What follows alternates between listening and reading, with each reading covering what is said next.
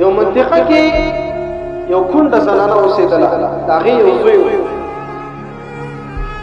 په ډېر سخت تکلیفونو، په ډېرو غربت او په ډېر مشقتونو باندې دغه زوی رالوی کړ. خو بل یو سړي سره نکاح ونه کړله د دې لپاره چې زما دا زوی به زما نه لرې سي او په تربیت او په پرورش کې به څه فرق پیدا سي چې صحیح تربیت یې وکړم. نو دا چې کله رالوی سو ځان سره یې کښېنو، ورته وایي بچیه حق دې در باندې،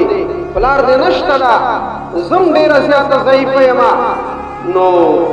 راځه چې ستا نکاح وکړم، تا ته یو واده وکړو. هغه زوی ورته وایي بلکل خوښه مې ده در سره، وکړه راته واده. چې کله یې واده ورته وکړو، ښځه یې راوستله ورته، نکاح یې ورته وکړله. نو هغه وخت کې دغه زوی خپلې ښځې ته وایي زما د مور او زما د مور به ډېر زیات قدر کوي، ولې چې زه یې ډېر زیات په تکلیفونو او مشقتونو باندې رالوی کړی، په ډېر غربت کې ما سره ډېره زیاته سختي کړې ده او زما پرورش یې ډېر په ښه انداز باندې کړی ده، لهذا زما د مور ډېر قدر وکړه. هغه ورته وایي بلکل چې د تا مور ده دغسې د ما مور ده، زه به یې د تا غوندې قدر کوم لکه څنګه چې ته قدر کوې دغسې به زه قدر کوم. وخت تېرېده تېرېده تېرېده، دغه انګورې نوره ستړې شوه د قدر او د عزت، د دې خدمت نه نوره ستړې سوله. هغه خاوند یې چې کله ورسره کېناسته، خاوند ته یې وایي مور سره دې ډېره مینه ده. هغه ورته وایي بلکل، وایي ډېر حقوق یې در باندې دي، وایي ډېر حقوق یې را باندې دي، وایي خوښه دې نه ده چې دغه حق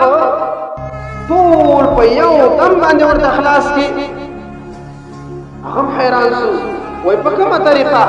وایي بس په یو دم باندې ورته چې څومره حقوق یې در باندې دي دا په ټول په یو دم باندې ور خلاص کا، هم به زما او ستا غاړه خلاصه سي، هم به د الله رب العزت په دربار کې مجرم نه یو، او هم به تا د خپل مور حق ادا کړی.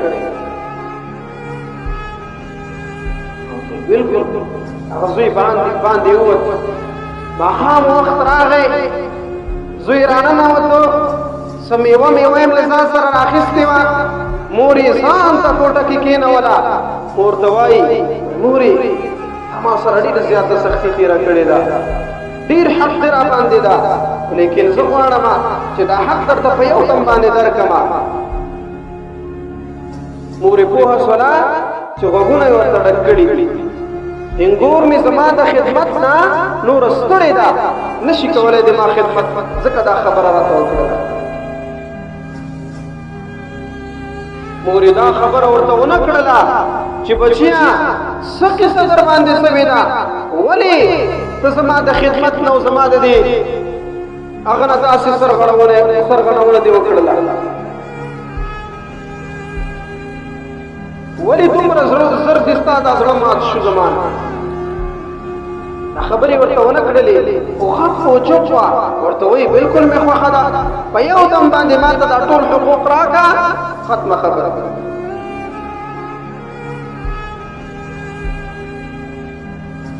نو مور یې ورته وایي صحیح ده، حق خو راکړه، خو د نن نه شروع کوو، نن نه به زما حقوق ما ته بېرته راسپاري، بېرته به ما ته خپل حق راکوي. کله چې شپه سوله، د ژمي شپې دي، یخه یخني ده، د غزوان ویده ده، په ډېر سکون او په ډېر هغه اطمینان باندې ویده ده، بړستن یې ځان ته ګرمه کړې ده. مور یې لاړله، د ویاله نه په لوټکه کې اوبه راواخېستلې یخې کرخې، او د زوی په دې ځای کې ور واچولې، د زوی ته دا ځای لوند.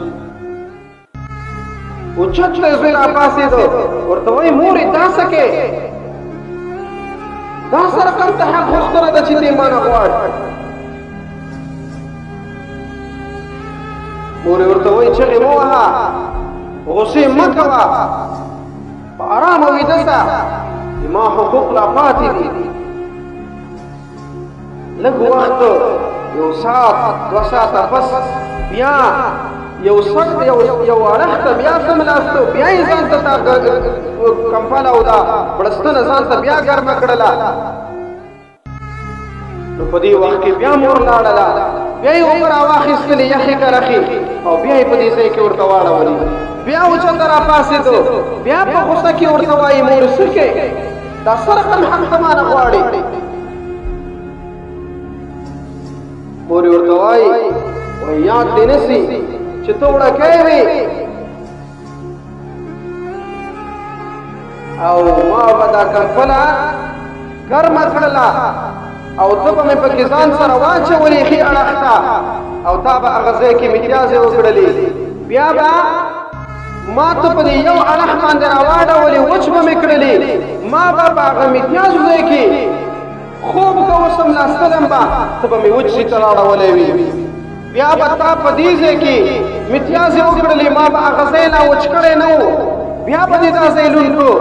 بیا به مې هغه خوا ته واړولې تر سهاره پورې به ما تا سره دغه افعال کول کله به مې وچ ځای ته راواړولې هغه ځای به دې لوند کړو بل ځای ته به مې راواړولې ته ما ته د دغې یوې شپې حساب راکړه باقي حسابونو سره به ما ته بیا د یوې شپې حساب راکړه هغه ورته ویې مورې دغه د یوې شپې حساب زه ستا نشم درکولی که زه د تا خدمت کې زه مړم سمه او ستا دومره خدمت وکړمه چې زه د هغې نه اخوا زه بیا ستا خدمت نشم کولی بیا هم ستا حق نشم ادا کولی